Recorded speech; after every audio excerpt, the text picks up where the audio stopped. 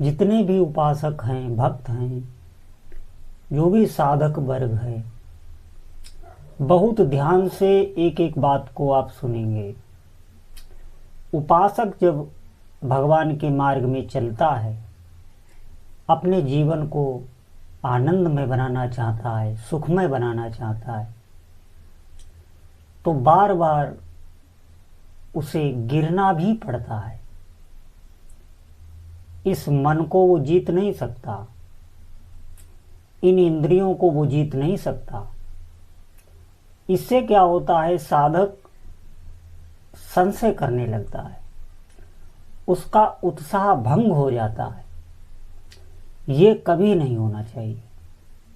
आप ध्यान दें, ये मन, बुद्धि, चित्त, ये सब प्रभु की ही शक्ति हैं, और ये तभी तक हमें परेशान करती हैं जब तक हम प्रभु के चरणों में समर्पित नहीं हुए। इस बात को ध्यान दें। इसका उपाय क्या है? इसका उपाय बस इतना सा है कि हम अपने इष्ट देव के सामने जाएं और बार बार, एक बार नहीं, बार बार उनसे विनती करें, वो भी सच्चाई की। जो भी आपका अंतःकरण है, चाहे आप विषयी हैं, चाहे आप इंद्रिय संयम में हैं, जो भी हैं, सच्ची प्रार्थना आपको अपने इष्ट देव से करती रहनी है। नाम जप के साथ साथ अपने हृदय के भाव भी अपने इष्ट देव से व्यक्त करने चाहिए। उनसे कहना चाहिए कि हे प्रभु, मुझ में इतनी शक्ति नहीं है कि इस मन को मैं कंट्रोल में कर सकूं, इन इंद्रियों को कंट्रोल में कर सकूं, ये बहुत बलवती हैं, लेकिन मैं आपकी भक्ति करना चाहता हूं, मैं आपका नाम जपना चाहता हूं, मैं आपके चरणों का प्रेम चाहता हूं। इस प्रकार से आप प्रार्थना कीजिए। जो भी सच्चाई हृदय की है, वो आपको अपने उपास्य देव के सामने निवेदन करना है।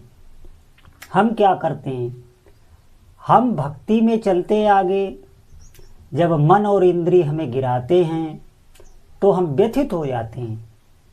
किन्हीं किन्हीं साधकों को क्रोध आ जाता है, वो नाम जप करना छोड़ देते हैं, भक्ति करना छोड़ देते हैं। ध्यान दें, ये ठीक नहीं है। इससे क्या होगा, उपासना आपकी शिथिल पड़ जाएगी। जो आपका अभ्यास बना हुआ है, वो अभ्यास आप नहीं कर पाएंगे। धीरे धीरे धीरे धीरे वो अभ्यास बिल्कुल ही बंद हो जाएगा। हमको सच्चाई रखनी है प्रभु के आगे, और सच्चे बन के ही रहना है। हम भले ही विषयी हैं, हम अपनी इंद्रियों को कंट्रोल में नहीं कर पा रहे हैं, लेकिन हमारा लक्ष्य यही है कि हम निर्मल मन से प्रभु की ओर जाएं। हम अपनी मन और इंद्रियों को कंट्रोल करना चाहते हैं, लक्ष्य हमारा यही है। लेकिन बार बार भले ही आपको गिरना पड़े, कभी भी निराश नहीं होना चाहिए। अपने प्रभु पर भरोसा करना चाहिए, और निश्चित मानिए, ये बल आपको भगवान नाम जप ही देगा। आपको सुख ही कहीं नजर नहीं आएगा। धीरे धीरे आपके भीतर ऐसा ज्ञान प्रकट हो जाएगा। उस ज्ञान से आपका मन, इंद्रिय स्वतः ही शांत हो जाएंगे। अभी अज्ञान के कारण ऐसा होता है। आप ध्यान दें, तो सच्चाई से साधन में चलें। कभी भी उत्साह कम ना होने दें। उत्साह कम होने का मतलब है साधक का पतन हो जाना। कभी भी साधक को बार बार गिरना पड़ता है, बार बार, हो सकता है कई बार आपको गिरना पड़े, लेकिन हिम्मत नहीं हारनी। अपने इष्ट देव के आगे रोना है, आपको प्रार्थना करनी है।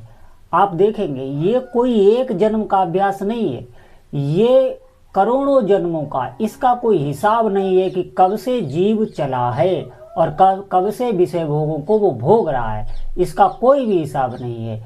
इसलिए बार बार प्रभु से प्रार्थना करनी चाहिए, कभी भी हिम्मत नहीं हारनी चाहिए। साधन में आगे ही आप बढ़ते चले जाएंगे, प्रभु ऐसा आपको बल दे देंगे। निश्चित मानिए, भजन में आपकी वृद्धि होने लगेगी, और जीवन में आपको जो भी संकट आए, जो भी कठिनाई आए, सिर्फ और सिर्फ आप किसी की तरफ ना देखकर सिर्फ अपने इष्ट देव से ही प्रार्थना कीजिए, निश्चित वो साधक की सहायता करते हैं। क्योंकि अभी तक हमें ज्ञान नहीं था, हम अज्ञान में संसार में लगे हुए थे, लेकिन अब हमें ज्ञान हो गया है तो मैं बार बार अपने प्रभु को पुकार रहा हूँ। नाम जप का मतलब है पुकारना। जब बार बार अपने आप इष्ट देव को आप पुकार रहे हैं तो निश्चित ही वो सुनेंगे और आपकी सहायता भी करेंगे। आप धैर्य रखें, उत्साह को कम ना होने दें। कभी भी साधक उत्साह कम ना हो, ये बात ध्यान रखना। उत्साह कम होने का मतलब है अनर्थ हो जाना। ये कभी कभी आप ध्यान देंगे कि दूसरे जो भक्त हैं, जो नाम के उपासक हैं, उनकी कभी भी निंदा भी ना बन जाना, नहीं तो आपकी प्रार्थना भी आपके प्रभु नहीं सुनेंगे।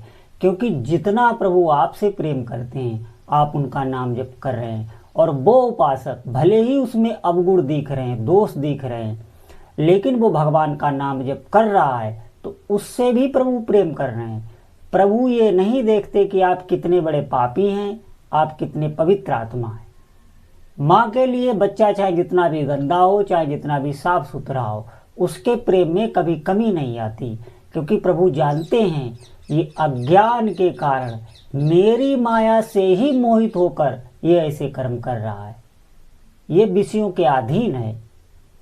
उनके ज्ञान में कभी वो किसी भक्त से नाराज नहीं होते। तो इस बात पर ध्यान दें, जैसे है सच्चाई के साथ आगे बढ़ें तो आप देखेंगे साधना में आगे बढ़ते चले जाएंगे, किसी साधक की निंदा ना बनने पाए।